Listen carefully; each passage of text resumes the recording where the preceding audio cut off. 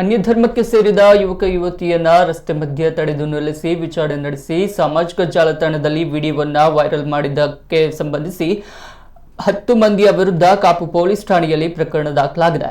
ಕಳೆದ ತಿಂಗಳು ಘಟನೆ ನಡೆದಿದ್ದು ಹಿಂದೂ ಧರ್ಮಕ್ಕೆ ಸೇರಿದ ಯುವತಿಯೊಬ್ಬಳು ಪರಿಚಯದ ಮುಸ್ಲಿಂ ಯುವಕನ ಜೊತೆ ಆಗುಂಬೆ ಸಮೀಪದ ಸಿರಿಮನೆ ಫಾಲ್ಸ್ಗೆ ಹೋಗಿದ್ದಾರೆ.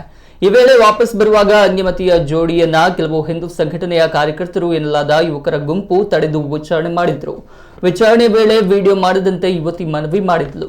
ಆದರೂ ಸಹ ಹಿಂದೂ ಕಾರ್ಯಕರ್ತರು ವಿಡಿಯೋ ಮಾಡಿ ಬಳಿಕ ಪೊಲೀಸ್ ಠಾಣೆಗೆ ಕರೆದೊಯ್ದಿದ್ರು.